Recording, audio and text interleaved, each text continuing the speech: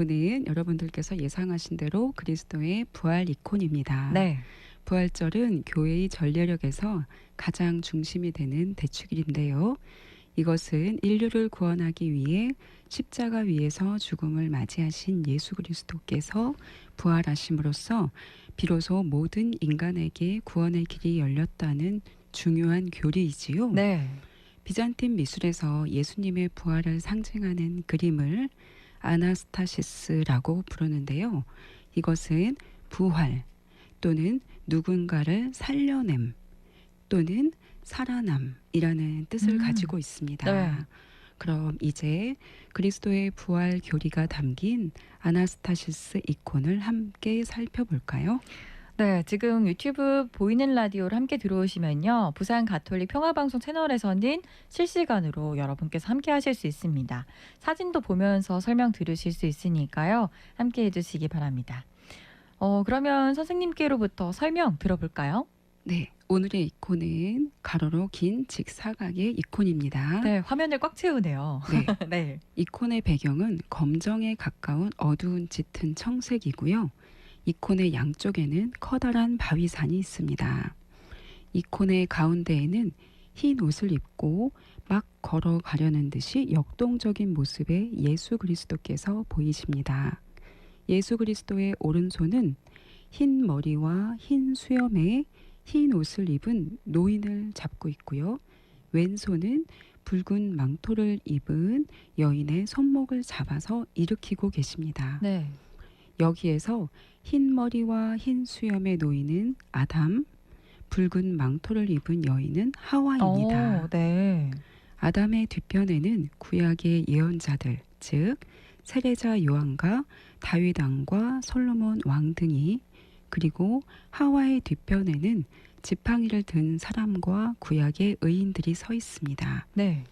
예수님의 온몸에서 빛나는 둥근 구름은 3층으로 구성되어서 밝게 빛나며 어둠을 밝히고 있습니다. 이콘의 맨 위에는 그리스어로 아나스타시스, 즉 그리스도의 부활이라는 글자가 적혀 있고요. 예수님의 발 아래에는 부서진 문짝 2개가 서로 엇갈려 있습니다. 그리고 그 안에는 부서진 많은 열쇠와 자물쇠가 가득 차 있고요. 그 아래에 누군가가 꽁꽁 묶여 있습니다. 네. 이콘에 뭔가 많은 의미가 담겨 있을 것 같아요. 이야기가 네. 많이 살펴봐야 될 것 같은데 유튜브로 무진찍님께서는 이콘이 멋있습니다. 라고 해주셨습니다. 이렇게 이콘에 그려져 있는 이 내용이 성서에도 나와 있는지 또 부활을 어떻게 표현했는지 궁금한데요. 네, 신약 성서의 복음서에는 어떻게 기록되어 있을까요? 네. 먼저 마테오복음 28장을 잠시 보면요. 안식일이 지나고 주간 첫날이 밝아올 무렵 마리아 막달레나와 다른 마리아가 무덤을 보러 갔다. 그런데 갑자기 큰 지진이 일어났다. 그리고 주님의 천사가 하늘에서 내려오더니 무덤으로 다가가 돌을 옆으로 굴리고서는 그 위에 앉는 것이었다. 그의 모습은 번개 같고 옷은 눈처럼 희었다. 무덤을 경비하던 자들은 천사를 보고 두려워 떨다가 까무러쳤다. 그때 천사가 여자들에게 말하였다. 두려워하지 마라. 너희가 십자가에 못 박히신 예수님을 찾는 줄을 나는 안다. 그분께서는 여기에 계시지 않는다. 말씀하신 대로 그분께서는 되살아나셨다. 네. 네, 마테오복음에 나와 있는 이 부활 표현 방법 함께 읽어봤는데요. 그럼 저는 요한복음 한번 살펴보겠습니다. 네. 요한복음 20장에는 마리아 막달레나에게 나타나신 예수님의 모습이 나옵니다. 마리아는 무덤 밖에 서서 울고 있었다. 그렇게 울면서 무덤 쪽으로 몸을 굽혀 들여다보니 하얀 옷을 입은 2 천사가 앉아 있었다. 한 천사는 예수님의 시신이 놓였던 자리 머리맡에, 다른 천사는 발치에 있었다.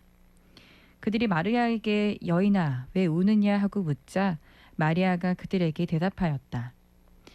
누가 저의 주님을 꺼내갔습니다. 어디에 모셨는지 모르겠습니다. 이렇게 말하고 나서 뒤로 돌아선 마리아는 예수님께서 서 계신 것을 보았다. 그러나 예수님이신 줄은 몰랐다. 예수님께서 마리아야 하고 부르셨다.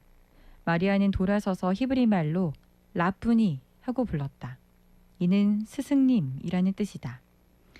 예수님께서 마리아에게 말씀하셨다. 내가 아직 아버지께 올라가지 않았으니 나를 더 이상 붙들지 마라. 마리아 막달레나는 제자들에게 가서 제가 주님을 배웠습니다 하면서 예수님께서 자기에게 하신 이 말씀을 전하였다. 네, 이렇게 복음 두 가지만 먼저 살펴봤는데요. 좀 다르게 표현되어 있는 것 같아서 더 풍성하게 상상도 하고 좀 그려볼 수 있는 것 같아요. 네, 그렇죠. 부활 이콘의 종류는요, 크게 세 가지 종류로 나눌 수 있는데요. 첫 번째로는 빈무덤 이콘이라고 해서요. 빈무덤이 있고 빈무덤 곁에 천사가 있는 이런 이콘의 모습을 보실 수가 있고요. 네. 두 번째로는 마리아 막달레나에게 나타나신 예수님 이콘이에요. 그래서 부활하신 예수님께서 마리아 막달레나와 만나시는 장면이 표현된 이콘들이 있습니다. 네. 그리고 오늘 보시게 될 이콘은 세 번째로 저승에 내려가신 예수님 이콘의 모습입니다. 네. 예수님이 사셨던 시대의 사람들에게 저승이라는 것의 개념은 사람이 죽으면 누구나 가게 되는 장소 같은 그런 친숙한 곳이었다고 해요. 무서운 곳이 아니라요? 네. 그래서 당시 유대인들은 사람이 죽으면 영혼은 저승으로 내려간다고 믿었습니다. 네. 이곳은 영혼이 머무는 곳이자 천국과 대칭을 이루는 비애와 비탄이 가득한 곳으로 이해를 했어요. 그래서 친숙하다라고 하는 느낌은 무섭지 않다는 의미라기보다는 네. 비애와 비탄이 가득한 곳이 저승이다라고 인식하고 있었다고 생각하시면 좋을 것 네. 같아요. 저승에 관해서는 복음서에는 기록되어져 있지 않고요. 보통 다른 성경 말씀에 이제 부분에서 찾으실 수가 있고요. 그리고 전승에서 전해져 내려오고 있거든요. 네. 성경에서는 시편에서 찾아보실 수가 있고요. 베드로 일서 같은 경우에는 그리하여 감옥에 있는 영들에게도 가시어 말씀을 선포하셨다. 또는 베드로 일서 4장에는 그래서 죽은 이들에게도 복음이 전해졌다라는 그런 말씀이 있거든요. 네. 즉 주님이 저승에 내려가셔서 갇혀있는 영혼들에게 말씀을 선포하신다는 말씀이 베드로 일서 같은 경우에 언급이 되어져 있습니다. 네.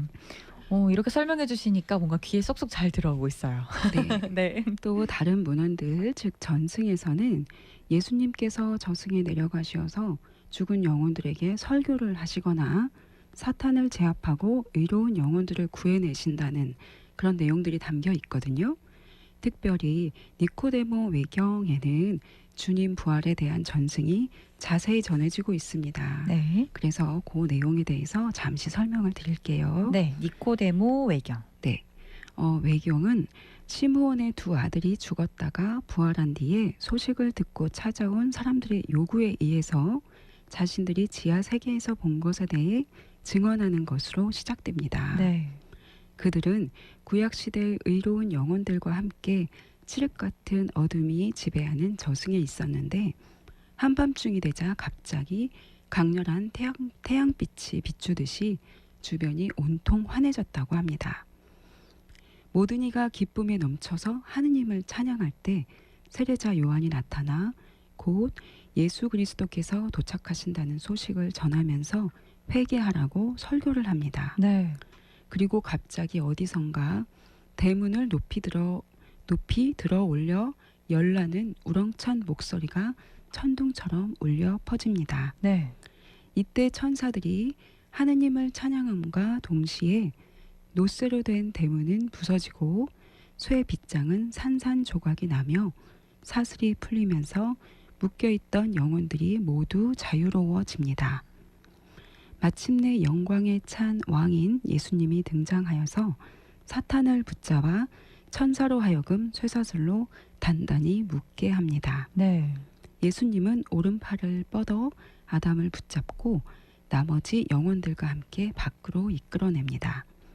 모든 이의 감사와 찬양이 울려 퍼질 때 예수 그리스도는 구해낸 영혼들과 함께 서둘러 저승을 벗어나 천국으로 올라갑니다. 네.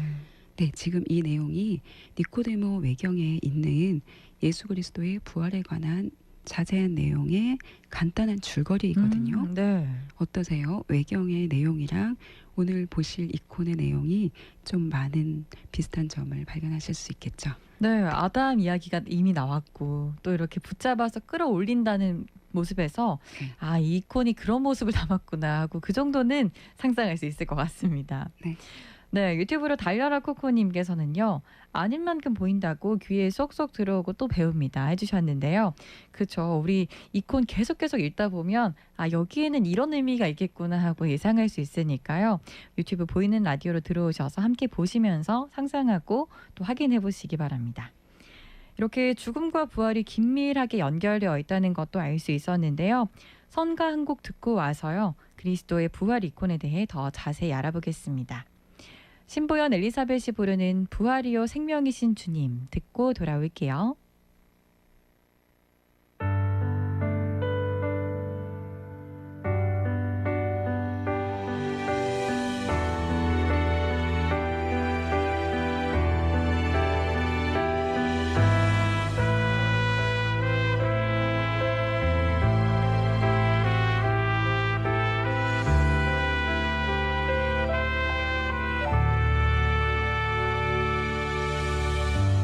하나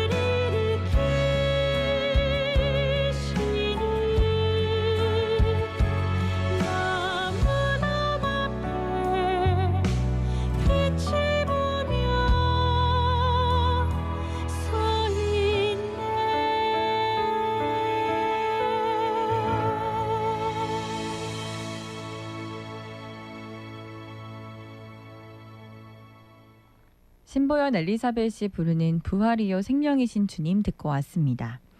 부산 가톨릭대학교 평생교육원 정영란 글라라 선생님과 그리스도의 부활 이콘에 대해 이야기 나누고 있습니다. 네, 유튜브로 공감우님께서는 부활 축하드립니다 하면서 인사해 주시면서 오늘 함께 해주고 계신데요. 계속해서 댓글과 소통으로 함께 이야기 나눠주시면 좋겠습니다. 네, 그럼 예수님의 부활 이야기가 이 이콘으로 표현이 됐는데 언제부터 표현되기 시작했는지 궁금해요. 네, 예수 그리스도의 죽음과 부활이라는 주제에 관심을 갖기 시작한 것은요, 대략 2세기경부터였습니다. 네.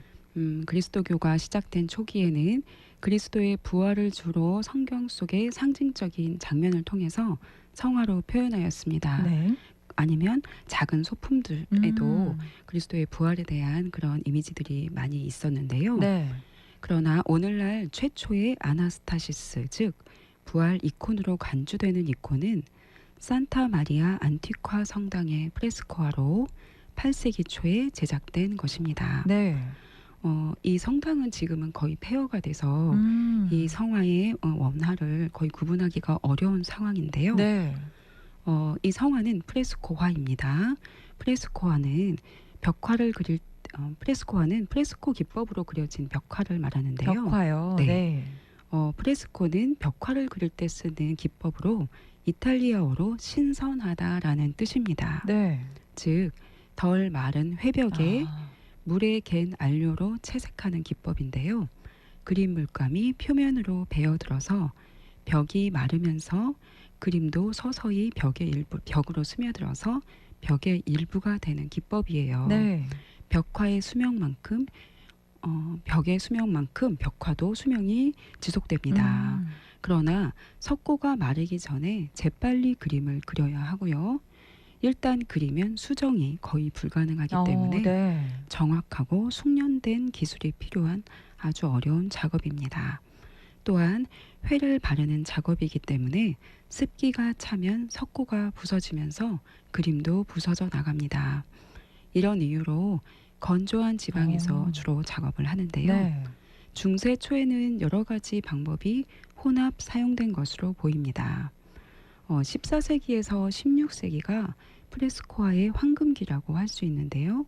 오늘 소개해드리는 이콘이 바로 프레스코화의 황금기인 14세기 초에 제작된 튀르키예의 이스탄불에 있는 코라 성당의 프레스코화로 그려진 이콘입니다. 네. 코라 성당은 비잔틴 후기의 모자이크와 프레스코화로 가득한 성당인데요. 4세기에 콘스탄티누스 대제 때 성 밖에 수도원으로 건립되었습니다. 코라는 교회라는 뜻이에요. 네. 그래서 당시에 성 밖에 있었다라는 의미로 코라 성당이라고 이름을 지었지만 이후에 성벽이 증축되면서 성 안으로 위치하게 됩니다. 네. 그래도 그냥 코라 성당이라는 이름을 계속 쓰게 됐어요. 네. 이 코라 성당 안에 죽은 자들을 위한 공간이 있어요. 성당 안에요? 네, 네. 그 안에 파라클레시온이라고 하는 것이 있는데요. 파라클레시온은 부속 공간이라는 뜻이거든요. 부속 교회라는 뜻이에요. 그래서 이 부속 교회 안에 아름다운 프레스코화들이 많이 장식되어져 있는데 그 프레스코화들 중에서도 가장 유명한 작품이 오늘 보시는 이 부활 이콘입니다. 우리는 오늘 가장 유명한 작품을 보는 거네요. 네.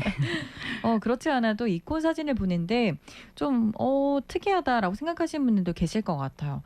이 이콘이 보통 평면을 저희가 많이 봤었잖아요. 네. 평면이 아니라 뭔가 좀 볼록한 느낌이다라는 생각이 들었는데 네. 이게 그럼 천장에 있는 걸까요? 네, 그렇죠. 프레스코화 때문에.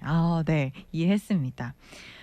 유튜브로 무진찍님께서는 직접 보면 어떨까요? 라고 해주셨는데 크기도 굉장히 크겠죠? 네, 정말 웅장한 그런 이콘이죠.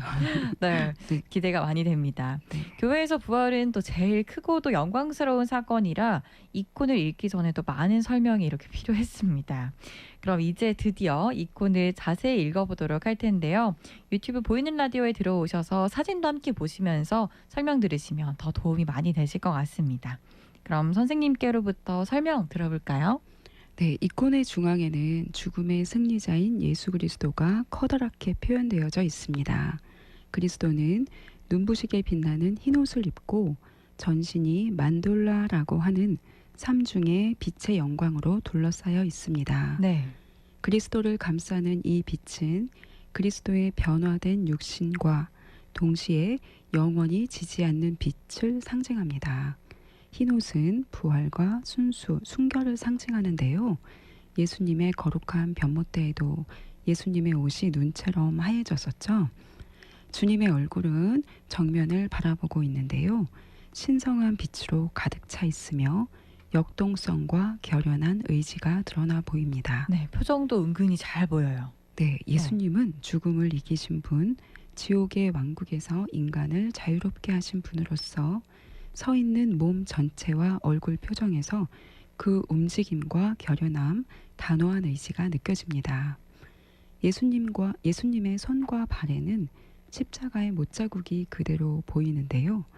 이것은 부활하신 예수님께서 환상의 인물이 아니라 십자가에서 돌아가시고 묻히신 분이심을 표현하고 있는 것입니다.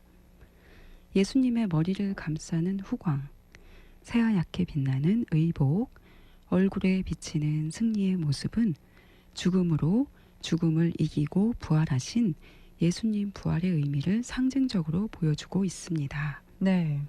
역시나 이 흰옷에도 의미가 있을 줄 알았는데 부활과 순수, 순결을 상징하고요. 또 의복, 또 승리의 모습 잘 한번 살펴보시기 바랍니다. 예수님 발 아래에 있는 것들은 금속품들 같거든요. 뭔가 부서져 있는 것 같기도 하고 여기도 의미가 있을 것 같아요. 네, 예수 그리스도의 두 발 아래에는 부서진 문들과 함께 열쇠와 못, 쇠사슬과 금속 물품들이 어수선하게 나뒹굴고 있습니다. 네. 이것은 시편 107장 16절 말씀처럼 그분께서 청동문을 부수시고 쇠 빗장을 부러뜨리셨다라는 말씀이에요. 예수님께서 저승문을 부수고 저승에 붙잡혀 있던 이들을 해방시키심을 상징하고 있는 것입니다. 네. 이코네 아래 양쪽으로는 두 개의 커다란 관처럼 보이는 무덤이 있는데요. 네. 이 두 개의 무덤에 최초의 인간인 아담과 하와가 있습니다. 네. 아담은 길고 흰 머리와 흰 수염의 노인으로 예수님처럼 부활을 상징하는 흰 옷을 입고 있고요. 하와는 붉은 겉옷에 주름이 가득한 얼굴을 하고 있습니다. 네. 이들은 모두 안쪽에 푸른 옷을 입고 있는데요. 이것은 그들의 인간적인 속성을 나타냅니다. 아담과 하와는 오랫동안 예수님을 기다린 듯 예수님을 향하여 손을 뻗고 있으며 특히 하와는 지극한 공경을 표현하기 위해서 손을 옷으로 가리고 있습니다. 네. 하느님이 세상을 만드실 때부터 죄를 짓고 또 기다렸으니 얼마나 오랜 시간이었을지 이렇게 죄를 사해주려 저승에 오신 예수님이 얼마나 반가웠을지 상상도 안 되는데요. 네, 그렇죠. 네. 여기에서 주목해야 할 것이 있습니다. 네. 예수 그리스도께서 못자국이 선명한 양손으로 아담과 하와의 손목을 꼭 잡으시고 무덤에서 이끌어내시는 모습을 보실 수 있으실 거예요. 네. 예수님께서는 한없는 자비와 사랑으로 아담과 하와를 무덤에서 꺼내고 계시고요. 이때 아담과 하와의 얼굴은 기쁨으로 빛나고 있습니다. 네. 그런데 무덤에서 나올 때 아담과 하와의 손을 자세히 보시면요.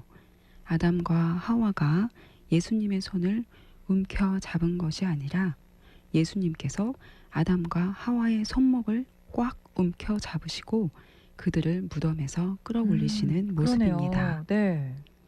이 부분은 부활 이콘에서 매우 중요한 묵상거리가 되는 지점이라고 할 수 있는데요. 아담과 하와의 부활에서처럼 우리의 부활도 또한 인류의 부활도 인간의 주도에 의한 것이 아니라 오직 하느님이시며 사람이신 예수 그리스도의 주도로 이루어진다는 점을 우리가 기억해야 한다는 것이죠. 네. 원죄로 인해서 죄로 물든 인간은 스스로의 노력으로는 하늘나라에 들어갈 수 있는 존재가 아님을, 그렇기에 오직 구원은 예수 그리스도를 통해서만 가능하다는 것을 상징적으로 표현하고 있습니다. 네. 이들이 많이 기다린 만큼 붙잡아서 얼른 꺼내주세요라기보다 예수님께서 직접 잡으시고 끌어내주셨다라는 것에 묵상의 포인트가 있다 말씀해 주셨습니다. 네, 다른 등장인물들도 한번 그럼 알아볼까요? 네, 이콘의 오른쪽과 왼쪽에 있는 커다란 바위산 아래에는 구약의 대표적인 예언자들이 보입니다. 먼저 왼쪽에 아담의 뒤에 보이는 사람은 세례자 요한입니다. 네. 요한은 예수님을 보라, 세상의 죄를 없애시는 하느님의 어린 양이시다라고 가리켰던 것처럼 여기에서도 예수님을 가리키고 있습니다. 네. 그 옆으로 왕관을 쓴 이들은 다윗 왕과 솔로몬 왕, 그리고 예언자 이사야와 에제키엘이 보입니다. 이들은 두 손을 예수님을 향하여 들고 있는 기도의 자세를 보이고 있습니다.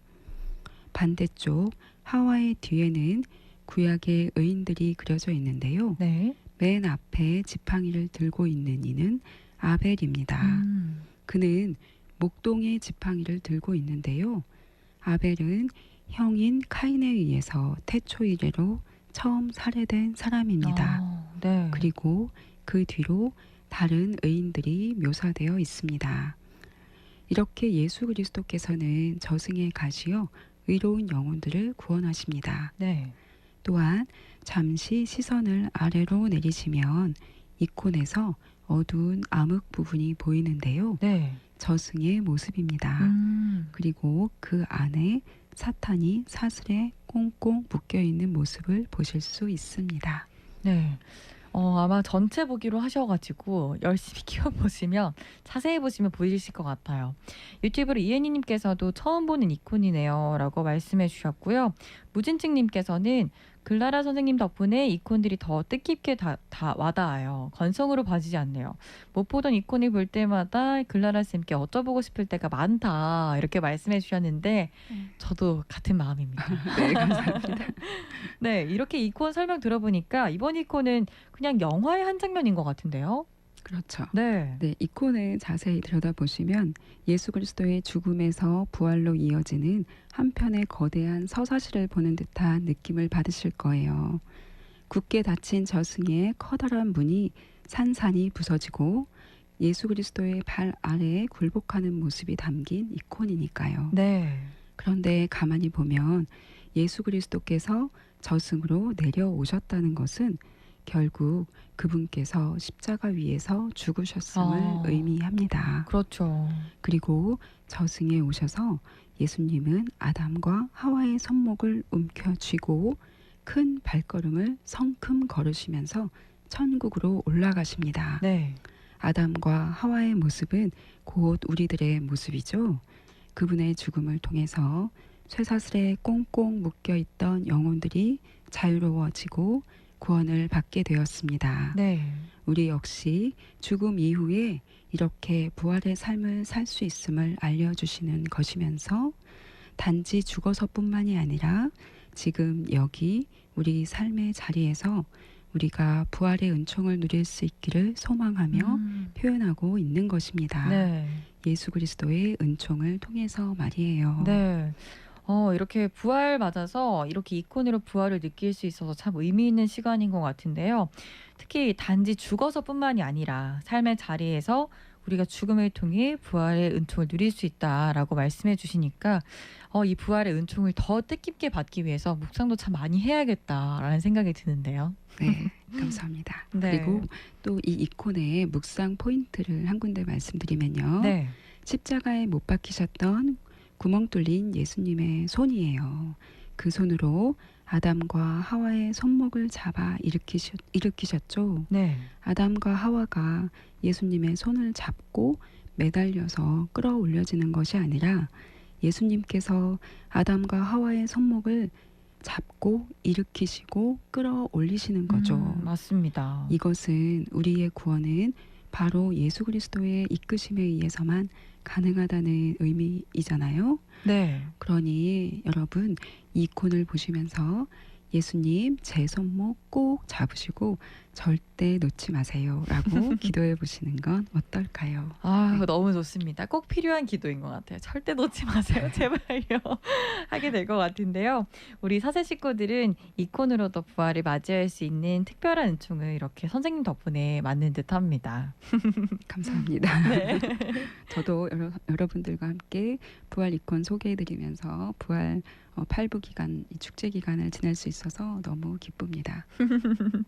감사합니다. 우리 청취자 여러분께 부활 인사 앞에서도 나눠주셨지만 끝으로 네. 한 번 더 나눠주실까요? 네, 여러분 엠마오도 다녀오시고 다들 기쁜 부활 기간을 보내실 것 같아요. 부활하신 주님께서 주시는 평화와 기쁨이 여러분 모두께도 항상 함께 하시길 바랍니다. 알렐루야, 부활 축하드립니다. 무진지님께서도 보나파스카 해주셨는데요. 선생님께서도 기쁜 부활 보내시고요. 오늘도 이렇게 열심히 설명해 주셔서 쏙쏙 들어오는 설명 너무너무 감사드립니다. 고맙습니다. 네, 감사합니다.